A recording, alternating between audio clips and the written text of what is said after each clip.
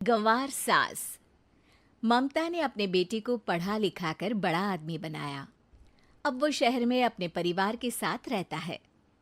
एक दिन ममता का बेटा रोहन अपनी पत्नी आलिया से कहता है, अरे आलिया, सुनो, माँ अब से गांव में नहीं रहेगी।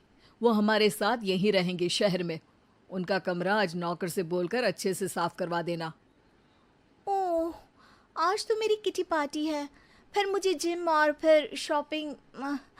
ठीक है, कल करवा दूंगी। अच्छा, लेकिन माँ के सामने ये कपड़े नहीं चलेंगे। हाँ, तुम्हें साड़ी या सूट पहनना होगा।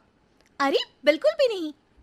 मेरे मम्मी पापा ने इतना पैसा लगाकर शादी इसलिए नहीं की थी कि मैं अपनी मर्जी के कपड़े पहन ओढ़ भी ना सकूं। अरे चलो, गुस्सा मत हो, लेकिन कुछ दिन तो माँ की खुशी के लिए कर सकती हो ना। लेकिन आलिया मानती नहीं। माँ आती है सिंपल सी साड़ी, झोला और चप्पल पहनकर। अरे रोहन, मैं इनके साथ कैसे रहूंगी? मेरी फ्रेंड्स क्या कहेंगी? ये तो पूरी गंवार लग रही है। आलिया, माँ गांव में रहती थी इसलिए ऐसी हैं। तुम आज ही माँ के साथ जाकर उनकी पसंद की शॉपिंग करवा देना। इनके साथ घर के अंदर रहना मुश्किल है, बाहर तो मैं कभी भी ना जाऊं। रोहन को आलिया पर गुस्सा आ जाता है। माँ, ओ माँ। हाँ बेटा। वो माँ को ले जाने के लिए उनका हाथ पकड़ता है कि अरे माँ, तेरे हाथ अभी तक इतने कड़े हैं, तूने इसका कोई इलाज नहीं किया? अरे बेटा, इसका कोई इलाज नहीं। वैसे भी मुझे कोई शर्म नहीं कि मेरे हाथ मुलायम नहीं है, क्योंकि इन्हीं हाथों से मेहनत कर मैंने तुझे बनाया है बेटा। अगले दिन। माँ, मैं ऑफिस जा रहा हूँ। कुछ लाना हो तो आलिया को बोलकर फ़ोन करवा देना। रोहन के जाने के बाद, आप ना आज कमरे में ही रहिएगा, घर में पार्टी है, मेरी सहेलियां आ रही हैं, मैं उन लोगों के सामने आपको नहीं ला सकती हूँ। ठीक है बहू, लेकिन तुम कहो तो मैं कुछ खाने को बना दूँ तुम लोगों की पार्टी के लिए। वो लोग सिर्फ कॉन्टिनेंटल या थाई फूड ही खाते हैं। कोई बात नहीं, कभी इंडियन खिलाने वाला कोई मिला नहीं होगा ना। मैं बनाकर कमरे में चली जाऊंगी। जैसे आपकी मर्जी। आलिया के घर उसकी दोस्त आती हैं, पार्टी होती है। अरे वाह आलिया, ये क्या है खाने में? बड़ा ही स्वादिष्ट है यार, इसकी रेसिपी मुझे चाहिए। हाँ, और ये दाल, ओ माय गॉड, मैंने तो किसी 5 स्टार में भी ऐसी दाल नहीं खाई है। यार तू कुक को यहाँ बुलाना। अब आलिया घबरा जाती है।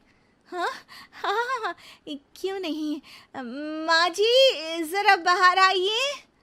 आलिया की सास सिंपल सी साड़ी और गांव के अंदाज में आती है। अरे बहू, क्या हुआ? खाना पसंद नहीं आया क्या? बहू? अरे ये गांव से दिखने वाली औरत तुम्हें बहू क्यों बोल रही है? कौन है ये? वो हमारी नई नौकरानी है। सास बहू की बात सुनकर बहुत दुखी हो जाती है। वो सर झुकाकर जा ही रही होती है कि एक सहेली बोल पड़ती है। अरे कहाँ जा रही हैं माँ जी? वो उठकर उनके पैर छूती है। जीती रहो बेटा।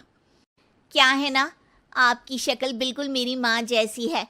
पता है आलिया, मैं शहर पढ़ने आई और फिर शहरी हो गई, लेकिन मेरे माँ पापा तो आज भी गांव में रहते हैं, बिल्कुल इनके जैसे ही हैं। आप यहाँ बैठिए ना आंटी, आप सच में बड़ी खूबसूरत है और आपके हाथ का खाना तो लाजवाब है। काश ये मेरी सास होती। सभी सहेलियां सास को घेर कर बैठ जाती हैं और उनसे खाने की रेसिपी पूछ रही होती है कि तभी घर की बेल बजती है और रोहन आता है। अरे क्या बात है, आज आप लोग हमारे घर में? और ये लोग तो मुझे आलिया से ज्यादा माँ की सहेलियाँ लग रही हैं। क्या ये आपकी माँ है? लेकिन आलिया ने तो कहा कि ये उनकी नौकरानी है और इन्होंने भी नहीं बताया। वो नहीं बताएंगी, क्योंकि उनके लिए बच्चों की इज्जत और उनकी खुशी सबसे पहले है। मुझे माफ कर दो, मुझे इन्हें तुम लोगों से मिलवाने में शर्म आ रही थी कि तुम लोग क्या कहती? अरे अब तो हमें शर्म आ रही है कि तुम हम लोगों की सहेली हो। हाँ, जो माँ जैसी सास को नौकरानी बोले वो हमारी सहेली नहीं हो सकती। ये बोलकर सभी वहां से जाने लगती है कि सास बोलती है, आलिया की तरफ से मैं तुम लोगों से माफ़ी मांगती हूँ। उसने जो कहा उसके लिए मैं उसे माफ़ करती हूँ। अब तुम लोग भी उसे माफ़ कर दो, क्योंकि अगर तुम लोगों ने उससे दोस्ती तोड़ी तो फिर मेरे हाथ का खाना कैसे खाओगी?